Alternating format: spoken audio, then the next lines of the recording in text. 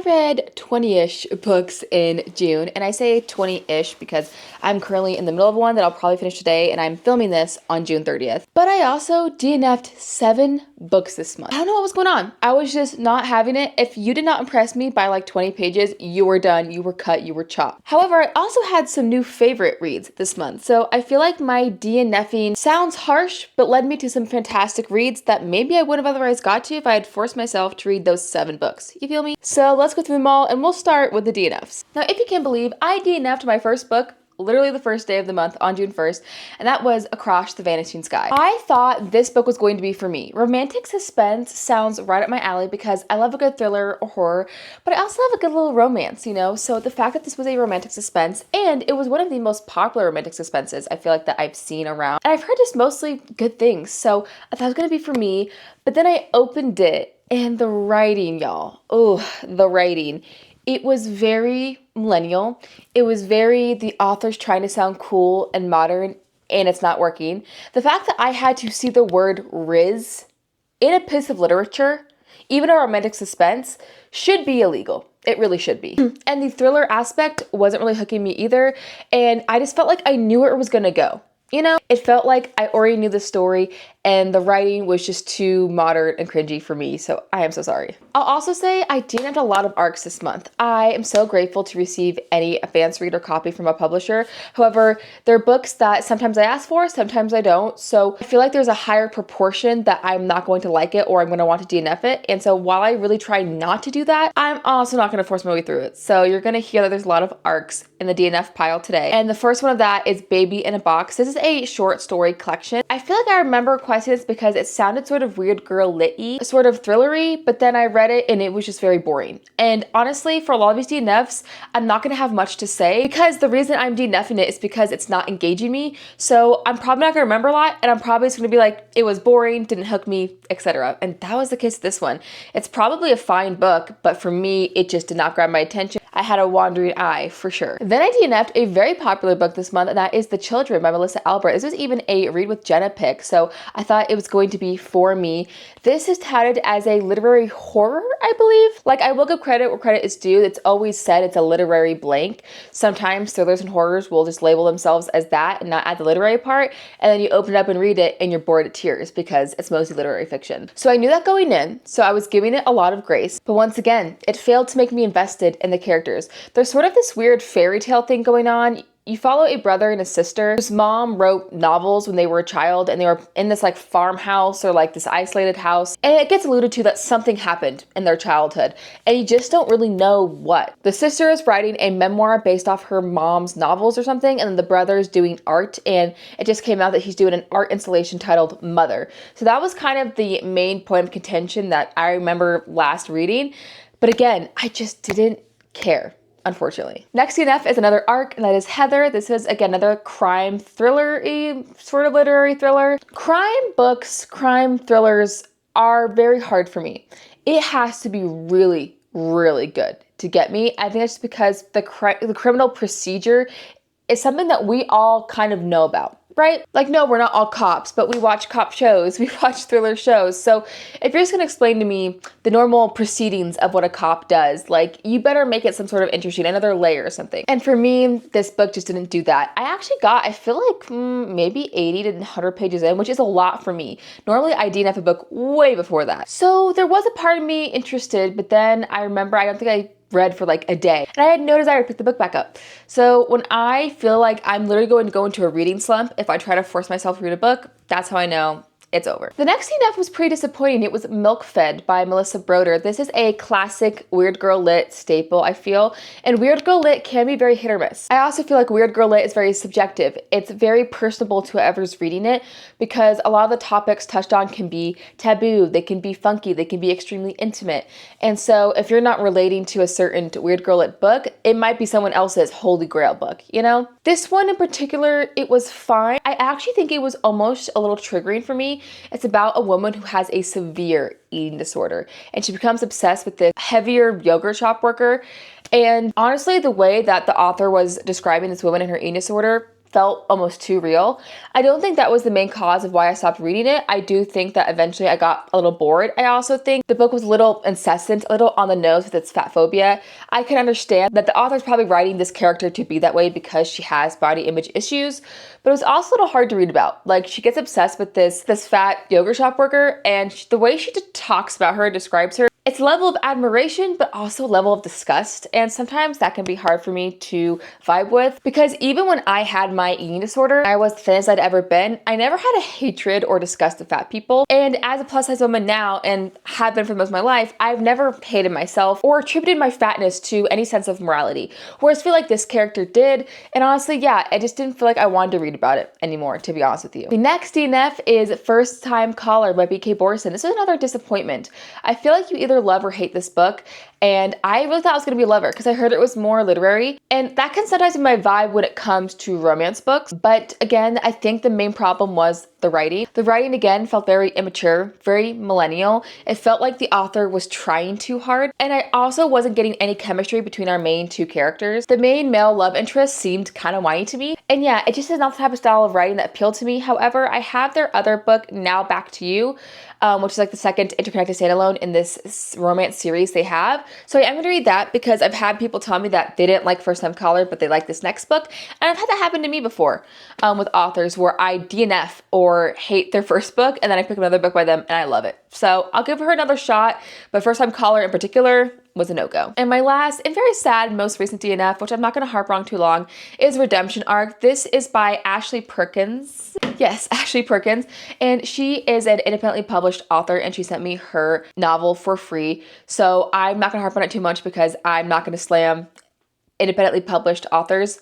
Unfortunately, the copy she gave me, which I do think is a finished copy, was riddled with format and spelling errors. And a lot of the times I can bypass that if it's a great story, but it just wasn't appealing to me enough for me to be able to not see the spelling and formatting errors, and it was just getting to be too much and inhibiting my reading experience. That can sometimes happen with independently published books if you don't have a great editor. So I'm not really like mad at it or fault it too much for that, but again, I felt myself getting into a reading slump trying to force myself to read this book. So I am so sorry, girl, if you see this. I doubt you will. Please, even if you're going to be independently published, find it within your heart to pay for or scour your own book for edits, because sometimes that can really inhibit a great story if the reader cannot get past these spelling and formatting errors. Okay, but that is all my DNFs. So now we're gonna go through all the books I read. Last time I did my reading wrap up in May, I did from worst to best. This time I'm going to do from read date. So we're gonna go all the way back to the first book I read and finished in June to my most recent reads. Let me know down below if you have a preference. Reading wrap ups are my personal favorite videos to watch, so I will watch it either way. I don't have a preference, but if you as the viewer have one, let me know. The first book I read in June is Set Point. This is by Meg Jones. This is a queer sapphic sports tennis romance, and I actually really like this. This is my first ever sports romance. I gave it a 4.25. The two main characters are Meg and Inez, and I feel like they live in my head rent free. Like, I loved this couple in particular. It is rivals to reluctant allies, co-workers to lovers. And yeah, is it very predictable? Yes. Was it the most gorgeous and lyrical prose of my life? No. But was it a solid sports sapphic romance? Absolutely. And there's a happily ever after in this book that I think is very wholesome. I also think Meg Jones was able to create a world that was realistic, but without injecting a sense of bigotry as well. I think you can go two ways when you're writing a queer romance or just queer characters in general. A lot of times, suffering and bigotry is inflicted upon them because that is reality. However, I do feel like sometimes it's nice to read a story where the girls come out as, say, dating each other, and they're not instantly hit with homophobia and abuse. It's more just the problem with them dating is the fact that they're sports rivals, not the fact that they're gay. You know what I mean? And I feel like for a more wholesome romance, that's a nice take. So yeah, I give it a 4.25. It's pretty solid for a romance. Next, I read Hungerstone by Kat Dunn. This was actually our Let's Get Literate Fable book club pick for the month of June because we were doing a Pride Month pick, and Hungerstone is also sapphic. If you want to join my Fable book club and join us in all the fun, I've linked it down below in the description. For July, our theme is cozy fantasy, and we are reading The House in the Cerulean Sea by TJ Klune. So come join us. It's going to be a lot of fun. I'm very excited for that book. It seems like everyone in the book club came to a consensus, and that is around a 3.75 to 4 star. This book was good, but it wasn't great. I actually desired more yearning, more romance between our two main characters, Carmilla the vampire, our main female character, Lenore. Now, Hungerstone is a Carmilla retelling. Carmilla is a classic. I have never read it, but from what I know, it's a lesbian vampire story. However, the time it was actually written was supposed to sort of be this negative portrayal of homosexuality and how it's like the devil, basically. However, people have now reclaimed it modern day to be like an epic sapphic love story. Anyways, I feel like Hungerstone was trying to tackle a lot of things, especially hunger and its relation to feminine rage, desire, and liberation for females, especially because this is written, oh gosh, what time period was written? It was written in like the 1800s or something like that. So our main character, Lenore, is subjugated by her husband, and therefore, Camilla is able to come into her life and sort of open her eyes to the abuse and the subjugation that she receives on a daily basis. I just felt like these topics were a bit heavy-handed, but I just could have used a lot less meandering about how hungry we are and more sapphic longing. There is revenge at the very end, but I felt like a lot of the book was skippable to get to that point. It just needed more lesbians, more lesbian activity.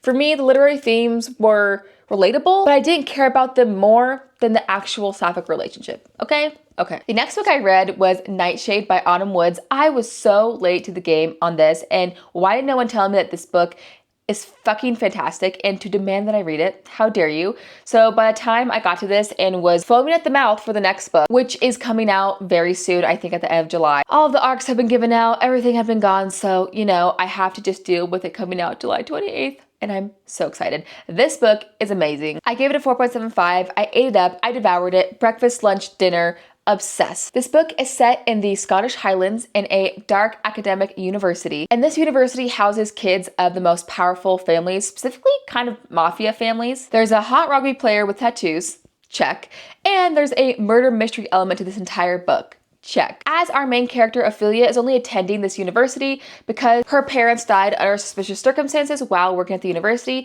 So she's basically going there to try to uncover secrets about their death and expose whoever did that to them. But of course, on her first day, she meets a young man named Alex, who happens to be the son of the family that she suspects killed her parents. And they start a sort of enemies to lovers, reluctant allies to lovers romance, and it's delicious. The reason why this is a 4.75 though, and not a 5-star, and y'all might really hate my reason, but I didn't like the fact that the spice was more close to her. I'm just being honest. When there's a slow burn and enemies to lovers, I feel like the spice of a book is that much more vital. It can really showcase the connection between our two main characters, and it can just add a lot of context and detail. And honestly, that's what you're looking forward to, right? When it's like such a slow burn. And this one, it's weird. It gets into the nitty-gritty up to about third base, but then it fades to black. It's kind of interesting. I never really read a spice scene like it. It's definitely not clean. They're having sex all the time, but it's not detailed. And I really just wanted some detail, okay? Sue me. But yes, I loved it. If you're looking for a dark academic romance with a little bit of murder mystery and intrigue, I would definitely pick this up. And the next book's coming out end of July, so now's the time. Next, I read Fruit Fly by Josh Silver. And if y'all have watched literally any of my videos, you would know that this is an Infinity Star read for me. I adore this book. I could yap about it all day, but I feel like I've already talked about it so much on this channel that I won't go into too much detail, but this book is phenomenal. It's being released in North America on August 4th, and you need to add to your TBR ASAP. It's so good. If you like weird girl lit, try this, as it's weird, sad, gay lit, which is what the author said it is itself, okay? So I'm not just saying that. The literary themes of this are similar to Yellowface by R.F. Kuang, except if Yellowface was darker, grittier, and gayer. This follows a woman named Mallory who is a down-on-her-luck author, and she has writer's block, and she's stuck in a crappy marriage. And one night when she's getting drunk, she searches on Reddit what makes a bestseller, and she finds a seemingly satirical post saying that what the publishing industry wants right now is gay and sad. But because Mallory's a little nutty, she takes that to heart, and she goes on Grindr to do some like market research or something, and there she gets entangled into a young queer man's life named Leo, who is also an addict and homeless. And she tries to take his traumatic background and use it to publish her own book and become a successful author. So of course it touches on the concept of stealing from a marginalized group's story and passing it off as your own. Who can write what? It comments on the publishing industry and specifically trends and like what readers want and what publishers and agents value when it comes to accepting and publishing novels. But it also touches on addiction and homelessness. And I really feel like the movie Beautiful Boy with Timothée Chalamet is a great sort of representation of how addiction is treated in this book. I also thought the mental health, specifically anxiety rep, was really well done. And there's an abusive marriage in this book that literally made my skin crawl. Like, I had to put the book down because I was so stressed, but I had to pick it back up because it was so enthralling. Josh Silver's prose and writing kept me just in this book. I felt like I was in the marriage myself. It was absolutely wild and crazy. And I just think Josh Silver is one of the most upcoming writers of our time. After reading this, I will read whatever this man puts out.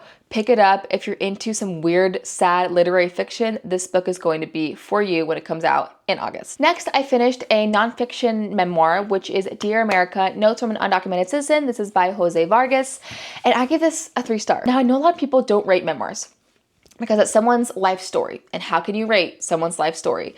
However, I do rate memoirs because 1, you can always grade people on their writing skill. I feel like that's still important. You're publishing a book. And 2, there is content to comment on and critique in a memoir, and I don't feel like we should just not be allowed to comment on someone's story. I read a memoir once where, honestly, the stuff she was describing didn't seem believable. And the way she wrote the timeline, it just didn't make sense in the context of her story. And sure, that's something that might be unpopular to say, but I'm gonna say it anyways. And so, Dear America, I had complicated feelings. Then I read a review that kind of summarized how I felt. And that review said, this is a book white people will read and pat themselves on the back. And that summarizes sort of my feelings very well. Firstly, Jose's story, as with all memoirs, is valid if this is how he views his lived experience. However, I also knew nothing about Jose as a public figure. I didn't even really know he was a public figure that much until I read the reviews and looked him up after I finished the book. And once I figured out sort of his public image and his controversies, this book felt more like a rebuttal to the criticism he's received versus a true, authentic peel back on the undocumented experience, specifically the struggles of an undocumented American. There were also sort of both sides arguments that Jose presented that at times made me question his motives. And a large part of Jose's story in this book is the fact that he published an article in the magazine that he was a journalist at, basically coming out as an undocumented citizen. But he got criticism for that because he highlighted loopholes that he used in the system to get by. And a lot of people felt like his whole coming out story was more of a selfish move and might have harmed people in his actual community that he's trying to help. Jose even calls ICE on himself and demands to be known what is to be done with him, which a lot of people will criticize and say, why are you calling attention to yourself and therefore illegal immigrants in general, demanding the DHS do something with you? Now, the reason why Jose says he does this is because he was tired of hiding. He was tired of being in limbo and the toll that that takes on someone's psyche. And I have so much empathy for that, but I just can't help but understand the criticism he received. And on the note of privilege, Jose gets a lot of helping hands, specifically from white rich people his entire life in order to remain incognito as he has, which I don't have a problem with. I don't care. But it did sort of show how the fact that Jose is from the Philippines and is under an Asian ethnicity and therefore closer to the proximity of whiteness might have actually helped him versus someone who is Mexican or of a darker skin color and how their experience might differ. Jose was blessed to have a lot of advantages even in his undocumented life, and unfortunately it just felt like he was highlighting a 1% experience when I was looking to understand the majority, the 99% and what they're going through. So while this memoir was fine, and I respect Jose's life story, I just was looking for more depth, more nuance, and a grittier, realer take on the experience. Of course, Jose has suffered in many ways, but in the context of his standing as someone who is undocumented, it seems that his story is not one that is relatable to the majority of undocumented citizens, according to the criticism I've seen, and I can't help but agree after I've read this memoir. Thankfully, the next book I read after this was a fucking banger, and that was Metal Slinger by Rachel Snyder. This is the Owl Crate special edition. You'll see the other side once I show the second book in this duology, Light Wielder. This book ripped my heart out. Left me on the floor, emotionally drained. I have never felt such a layer of betrayal since literally the Red Wedding of Game of Thrones. I'm being so serious right now. I couldn't sleep. I crawled into bed with my husband and was moaning about how I felt like I got stabbed in the heart. This is a romantasy. It's a very well-written romantasy. I enjoyed how much plot was actually in this book, but there's a huge plot twist at the end that I tried to see coming the entire time I was reading, and I still didn't see it. And it was just absolutely diabolical from Miss Rachel Snyder. And this first book of this duology just holds a special place in my heart. The emotions I felt, I have never been so captivated by a book in such a long time, I felt like. And yeah, it was phenomenal. If you're looking for your next romantasy, if you love a good plot twist, if you want a broken heart and to feel betrayed by an author, pick up Metal Slinger. Next, I finished an arc, could you believe it? And that is Vervain Hollow. This is sort of a literary horror, literary suspense cult book.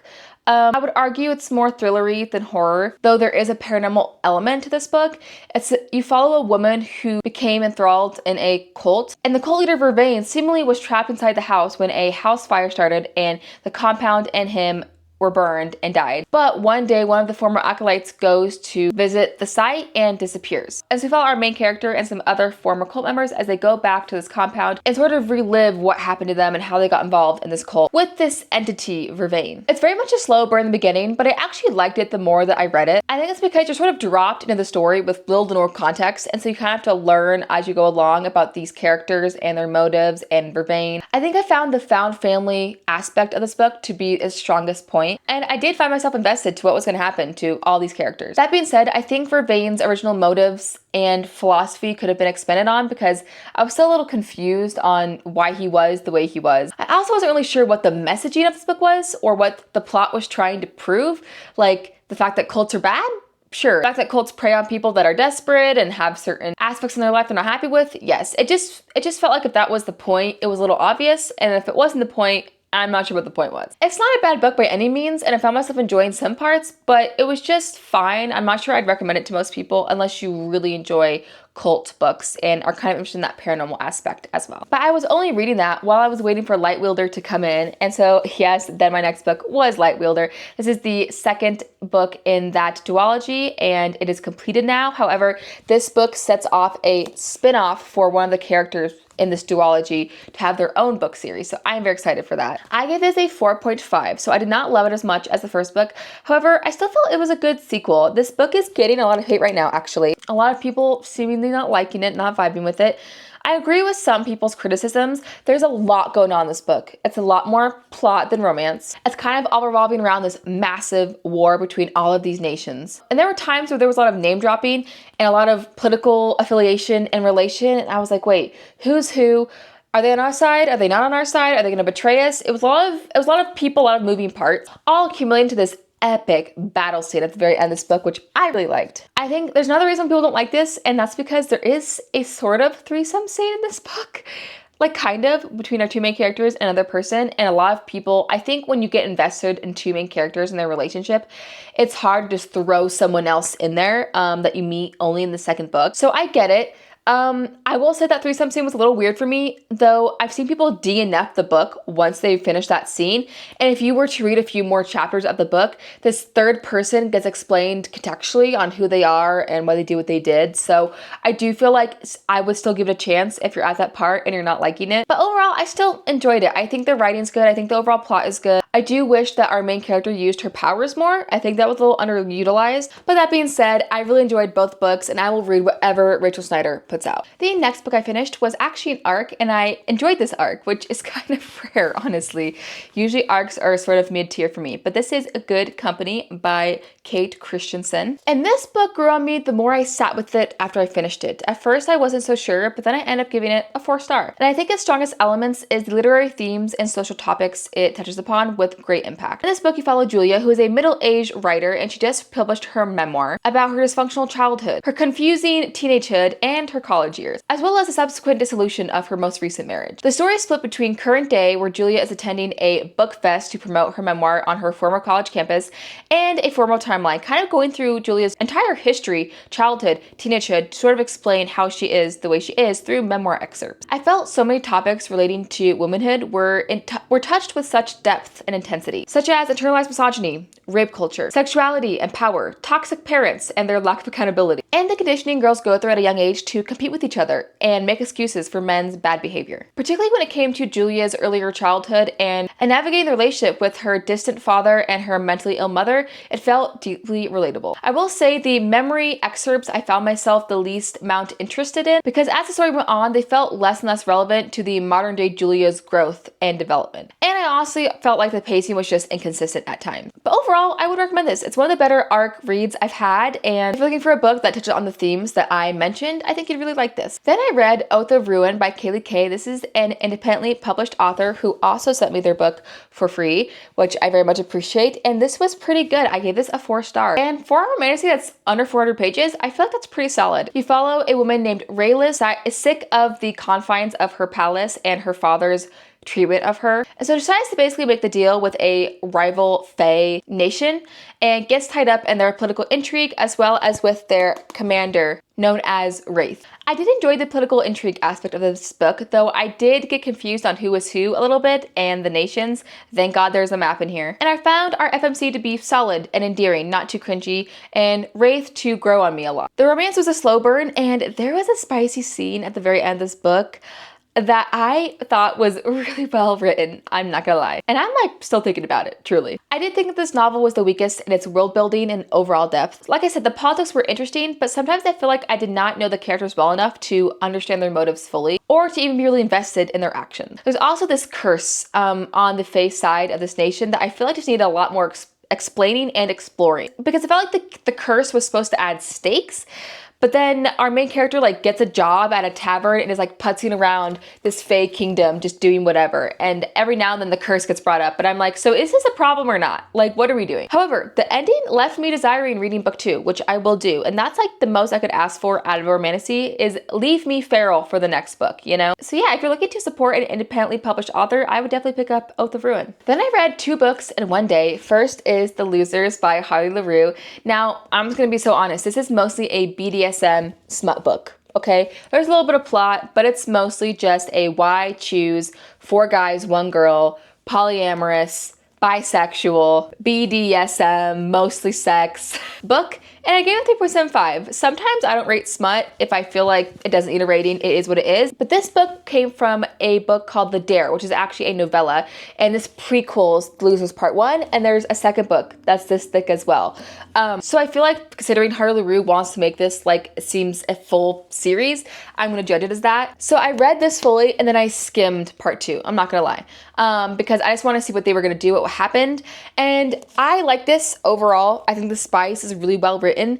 I think I'm just too monogamous for this, you know? I love a good white shoes, but I was like low-key rooting for her to just get with 1 guy out of the 4 the entire time. Because in the novella, The Dare, you're introduced to Manson, who is the main guy that she sort of gets with and does this dare with. And then she sort of meets the other guys at the very end of the book, but does like a little bit of stuff with them, but then mostly does stuff with Manson. And so I feel like I was attached to them as a couple. And sure, like the other guys in this book were fine. But once she started like feeling emotionally connected to these other guys, I was looking like, man, you know what I mean? Like this was good for the spice, but overall I just wasn't as invested in their relationship as much as I thought it was going to be because I wanted her to just kind of be mainly with 1 guy and not all of them. However, that is definitely not the point of these books. So if you're wanting a true white choose where she gives attention and love to every single guy equally, you might want to pick this series up. And then I finished You Should Have Left. This is by Daniel Kelman. It's a translated piece of fiction from German. This was a book club pick for my horror book club that I'm a part of locally here in the Treasure Valley. You guys, my left arm is actually aching. Is it okay if we switch sides? This is a very short book. I believe it's 110 something pages. I think I gave it a 3-star. It was fine. Short books like this are hard to rate sometimes because if they don't really knock it out of the park, I feel like they're always going to be that 3 to 3.5 range because they're just so short. You really have to pack a punch, and if you don't, it's just gonna be eh. And that's what this book was. It's technically labeled as horror. This is definitely literary horror. And it's hard because it's had so much potential, but just as I was feeling the creepiness of this house, this is sort of a haunted house horror, just as I was feeling the dread and the scariness, it ends. And so, I don't know. I feel like if this was longer, which I rarely say, by the way, sometimes I feel like I want as big of a punch in a book in as many short amount of times as possible. You know what I mean? Like the shorter the book and the better it is, I am amazed. But this one I actually could have used more pages. I feel like it really would have added to the book. So yeah, it was okay. If you're looking for a very, very short book, maybe pick it up. But it just didn't feel like there was too much to this. And it could have been so great if it was just a little longer and more developed. The next book I read is The Arcane Arts. And I wanted to love this book so much more than I did. I mean, dark academia, murder, mystery, secret society plotline with a student-professor relationship. Sign me up. Where do I sign? Actual execution. Flat. Now, when it comes to the complexity and intensity of the actual academic arcane arts in this book, it truly nearly reminded me of R.F. Kuang's novels because it takes itself very seriously when it comes to actually describing academic descriptions of the rituals with these arcane Arts, which if you don't know, Arcane Arts is basically like a magical realism form of magic where people are using candles and metal and different like signets and rituals to create like a real life form of magic. And there is a ton of like science-based lingo in this book that is describing stuff down to the utmost detail of these rituals. And so at times the stride, more educational information was intriguing, but other times I just found myself wanting to skip ahead because I just didn't really care. Plus, none of the exact methodology of these rituals really mattered in the context of the actual plot or storyline, so you could have really just skipped it all if you wanted to. So at times, it just kind of felt like the authors were being intentionally verbose to add a more serious tone to the novel, but for me, that just kind of felt unnecessary. And the main plot of this novel is our main character, Elsbeth, which I do love that name, is her trying to figure out her sister's death because she died under suspicious circumstances at the university. So that's part of the reason why she's motivated to go to this university in the first place, is find out what happened to her sister. That being said, you get told in the prologue what happens to her sister. So the rest of the time, you're just waiting for Elsbeth to catch up. And sometimes that works for me, but in this particular case, that way of writing the mystery led me to just not being surprised by what happened in the book at all, and therefore led to less investment and enjoyment. Also, the romance in this book is more just lust at first sight than anything, with just a dash of no communication and a very light, superficial touch of BDSM. Using illegal sex magic, but I cannot emphasize this enough, it barely pushes the boundaries of BDSM. It was actually a little disappointing because of how much they talked about this, illegal, like, magic that bends me to your will, both physically and mentally. They barely use it or explore it at all. So it just felt like they were talking about the stakes of this sort of magic and never showed us why it's truly dangerous. It felt very safe. It felt like the authors pulled their punches. Listen, I like the atmosphere of this book. It's very dark academia-esque, and I liked the main characters, Elsbeth and Roland, as individuals. But overall, as a cohesive novel, this book just kind of lacked that special oomph and failed to execute, in my opinion. Try to finally let my hair be where it wants, and that's like right here. Are you guys sick of me touching my hair yet? The next book I finished is an arc. This is The Girl on the Beach by Carol Snow. This is a thriller, and unfortunately for me, I felt this was just a bit too long, and the twist or reveal was not that much of a surprise, so I gave it 3 stars. Now, I was actually flying through this book, like the first 40%, and I found the writing really easy to read, and the story was interesting enough. A nanny is working for a rich family when their child goes missing and seemingly drowns in the ocean. Until one day the nanny goes back to the house to sort of just relive and find closure, when she feels like she sees the young girl alive and on the beach. And then this novel splits into a timeline from before the girl went missing to after. And so you're trying to figure out, did this nanny actually see this child alive and well on the beach, or is she just delusional? I felt like there were a lot of unnecessary scenes between the nanny and the husband of this child in this book, as honestly their relationship did not add much to the story, and there was so much focus on that. Also, I'm not sure if the author wrote our female main character this way to make her purposely unlikable, or if this is just how the author thinks herself. But often the FMC would describe women she didn't like or think was attractive using terms like she looked mannish, and she also had no problem calling people fat and making that a negative attribute of them. So for me, that was just a little uncomfy to read, and it's kind of weird and not my personal style of description. Overall, this book was okay. It just was nothing spectacular, and honestly, I'll probably forget about it in the next month or two. The next book I finished was A Short Stay in Hell. This is by Stephen L. Peck. This is a existential horror, almost a theological horror. It's quite interesting. It's very short, but very compelling. I gave this a 4.25, and for some reason, now that I finished the book, the adjective that comes to my mind is fun, even though there's really nothing fun about this book at all. But I just found the concept so unique that I couldn't help but have a good time. This book follows a man who was part of the Mormon faith, but then he gets sent to hell, and he's very confused because he thought his faith was the one true religion, when it's not. It's actually Zoroastrianism, I think is how that's pronounced. And so the devil-like creature that has greeted him in hell sent him to a type of hell that is a replication of the Library of Babel, where every single book that could be written has been written, which means that there are trillions upon trillions upon trillions of books in this library. And technically, you're able to have a way out if you want. You just have to find the book of your life written from your perspective. Now, think about how many copies of your life there must be written from thousands and thousands of different perspectives. It could be from the perspective of your big toe. It could be from the perspective of the mole on your cheek. But not to mention that there's going to be trillions of books in this library that make no sense at all. Because think of all the characters that aren't letters. Think of all the numbers. Think of all the ways you can mix and match.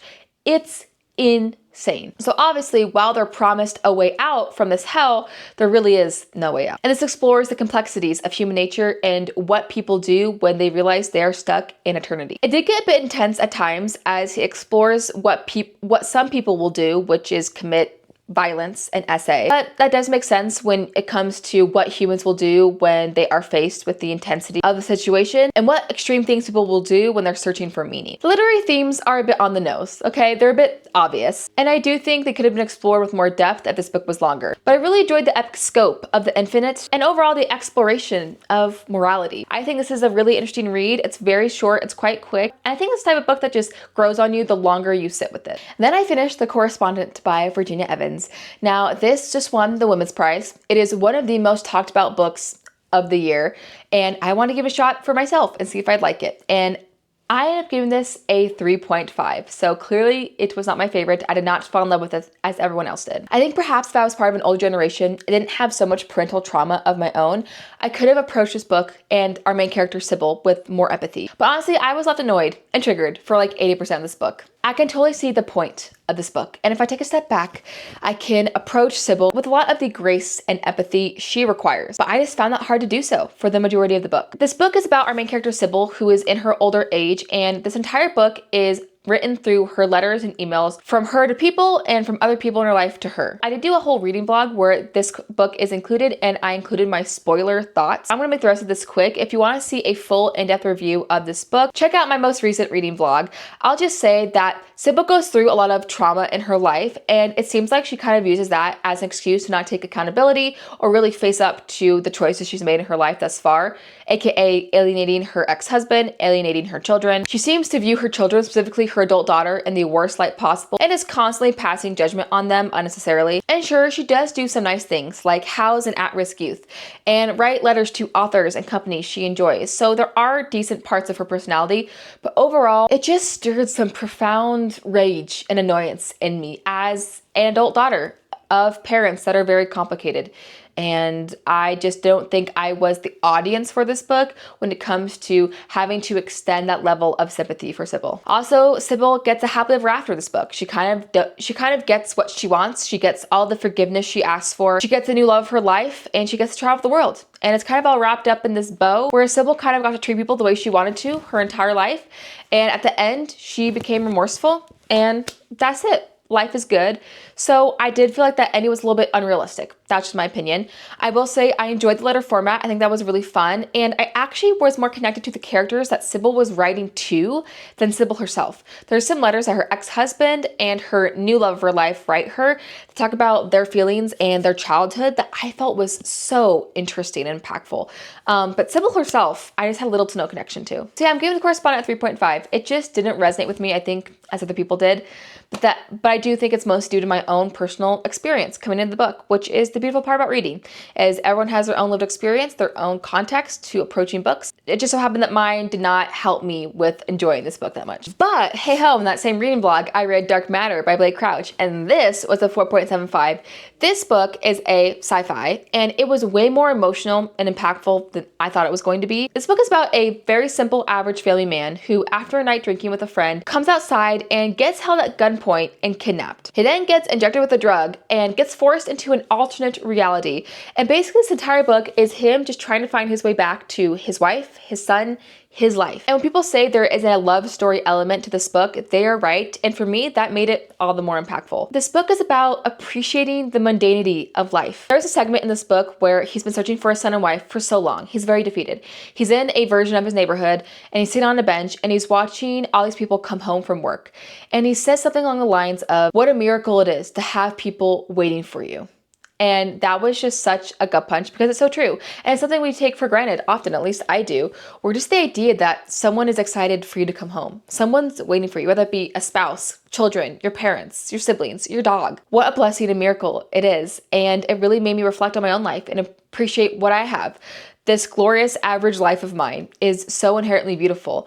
And yeah, I just think it left me with such a powerful message. I think the only reason that this is not a 5-star for me is I did feel like his son and his wife could have been explored even further, particularly his son. We do get a lot of different versions of his wife that we get to see, but his son in particular, I wanted to know more about him. I wanted to be more connected to him in particular. But overall, fantastic book. If you've been putting this book off, I highly recommend. It was just so good. Then I read Incense Around the House by Josh Malerman. I picked this up because it's becoming a movie at the end of the year, and I've heard that if you read it, it's better than listening to it, because this horror novel is from the perspective of an 8-year-old girl, and she calls her dad Dado. And I only heard that this was atrocious to listen to on audiobook. And I can imagine, because she does call her dad Dado constantly. Eventually the Dado part just blended into the dad in my brain, so I didn't mind it while I was reading it, but I could see if you were listening, it would drive you crazy. But yes, this book is kind of from the perspective of an 8-year-old girl named Bella, and she's dealing with sort of the dissolution of her parents' marriage, while also dealing with an entity that is in her bedroom closet, known as Other Mommy, who is coming out of her closet, kind of invading her life and asking her, "Can you let me into your heart?" So that this Other Mommy can reincarnate into Bella's body. Creepy as hell. I will give this book this. Any description or scene with Other Mommy in it gave me chills. That shit was so creepy. And I wish there was more Other Mommy, to be honest with you. Because other than that, I didn't love the plot or the narrative. Did I say this already? I gave it a 3.5. Even the characterization of both the parents and the child, it was just a little rough. Maybe it's because I don't have children of my own. I sometimes find it hard to have empathy for children, in the sense that obviously they're children and they're not going to make adult decisions. They're not going to make decisions that an adult would. But there was some decisions and stuff that this child did that just annoyed me. And I was like a little peeved off, right? And then you also have the mother of this book is just like the pure villain. She's just cheating the fuck out of her husband, and the husband's like this perfect guy, and I don't know, it just felt like the dynamic was weird. There's also this secret that this 8-year-old must learn by the end of the book, and I just felt like it was really anticlimactic. Like, he couldn't have done a better secret than that. Come on. And the ending felt rushed and not fleshed out. There is a character named Grandma Ruth, who's the only likable character in this book, and she gets an ending that I just felt like could have been way more impactful if it was just written differently and if the author just taken his time with it. It's unfortunate because the concept of the entity in this book is truly frightening, but the actual execution is just okay. Then I read the dark fantasy romance Crown Me Dead by Liv Xander. God, I wanted to love this book so bad. I was so upset that I did not like this as much as I thought I was going to. I gave this a 3-star. This is a dark fantasy romance, it says on the cover, but the first 30% of this book, I promise you, is just fantasy horror. Because you have our main character who works as a gravedigger, and she's living in this time of blight and rot in her city. You guys, the descriptions in this book are so revolting. I'm talking trigger warning, maggot, pus, pustules, open wounds, rotting, dead people. It's all in here, and that's like all the descriptions are for 30% of this book. Low-key, if it kept going and did not give me anything else, I might have DNF'd. It was so fucking gross. And it's weird because if I read a horror book going into a horror book, knowing it's going to be bug horror or body horror, I feel like I'm way more able to digest it. But I think because I went into this with just thinking dark fantasy romance, not thinking gross fantasy romance, I was a little underprepared. And because I don't necessarily equate dark and gross, you know what I mean? Just because it's dark, I didn't think it was going to be this nasty. Anyways, so just be aware of that. But the other thing is that our main character gets invited to the castle to be a consort for this king. It's a long story. Honestly, don't know if I really care to get into it. But long story short, she gets to be in a love triangle. And I realized a little too late that we're supposed to like the villain in this story, that we're supposed to like want them to get together. And the way he was written, I didn't like him, and I didn't want her to get together with him. So when they do, I was like, oh, I don't like this. I don't care anymore, because the guy I was rooting for is gone. Like, you know what I mean? Because then I finish this book and I'm told that, oh no, like the villain gets a redemption arc in book 2, like it all makes sense. And I'm like, no, you already lost me though. I don't care if he gets a redemption arc. I don't like him. Does this make sense? It's weird because normally in a love triangle, I can suss out what the author wants us to root for. But in this one, I totally missed the mark. and therefore this book missed the mark. So yeah, I would read more by Liv Xander. I just don't think this was for me. I was really sad by it because this is having a moment on Book Talk right now, but it wasn't for me. And currently I am doing a whole week where I just read arcs. So my recent reads are all arcs. First one is Grey After Dark by Noelle W. Healy. She's the same one that wrote Ask for Andrea and Run on Red. I give this a 3.75. This is a survival thriller. However, it's very dark. So again, trigger warnings for assault of women sexually and physically, Stockholm Syndrome, survival tactics.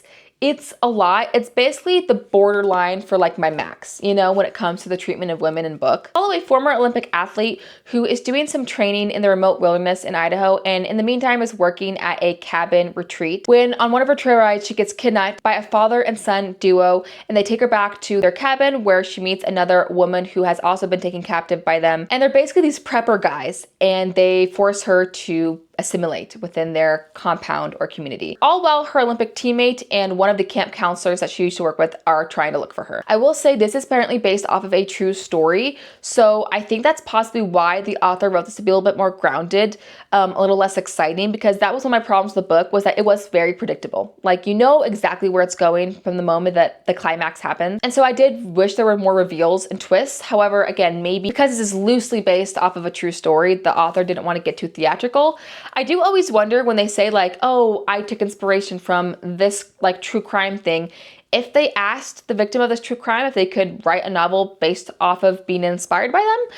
I'm gonna give her the benefit of the doubt because I don't know. I just hope she did, because if not, that's a little icky. There's also a death in this book that I feel like was really just glazed over. Like, I was invested in this character and they just were like, like, you're gone, and didn't really talk about them. So I don't know. This was fine. It was okay. A little brutal for me, and there were some flaws, but if you're looking for a straight up survival thriller and you don't mind a little darkness, I think this is a great pick. But if you're looking for that traditional thriller with some twists, reveals, shocking moments, this may not be the exact book you're looking for. And the most recent book I finished is Wisdom Corner. This is by David Heska Wyden. This is a vigilante crime literary suspense. It's touted as a thriller, which I don't know why they keep trying to piss me off by labeling shit that's thrillers when it's not a thriller. This is not thrilling, okay? You will like this if you like S.A. Cosby style writing, or even like Jack Reacher, because this is about a man named Virgil who is a former vigilante on his Native American reservation. But he's trying to clean up his act, he's trying to do better, but he keeps getting pulled into this gang violence and this sort of conspiracy around a apartment complex that is trying to buy the land and build upon it. So even though he's trying to be better and release himself from the prison of violence, he can't seemingly help himself, and he finds himself drawn to continue to protect the people he loves. I gave this a 4-star. The more I sat with it, the more I kind of came around to it. I will say this almost reads historical fiction-y because there is so much information on Native American history in this book, which I really enjoyed. I just was not anticipating going in. I thought this was going to be a thriller. And there are just large blocks of text of information regarding the history of Native Americans and their treatment by the government, the infamous boarding schools that mistreated Native American children and stole them from their families, and all sorts of stuff like that, which again, it's very useful and interesting, heartbreaking information. I just didn't realize I was going to get all of this history in this book. So again, if you really like an added additional historical context to your thrillers or your crime thrillers, you will really like this. I just think at times it broke up the pacing and kind of lost me at times with, is this going to become important to the story later, or are you just telling me this because you want to include it as like a footnote? Also, again, this book is very predictable. You know exactly where it's going almost instantly. It's probably not a book I would pick for myself because I read S.A. Cosby, Razorblade Tears, and this book reminds me of that in its sort of violent, male-centered perspective. However, the thing that kept me in tow was the writing. I think the writing is of really high quality, and on parts where I might have gotten lost or maybe even DNF'd, the writing is what kept me engaged. I really enjoyed it, and I would pick up more from this author. Okay, that's all the books I've read so far in June. We have to talk about one more though, and that's my current read, Pretty Dead Things by Kelsey Cox. It's a small town Texas pageant queen thriller, and it is June 30th. I'm probably gonna finish this today.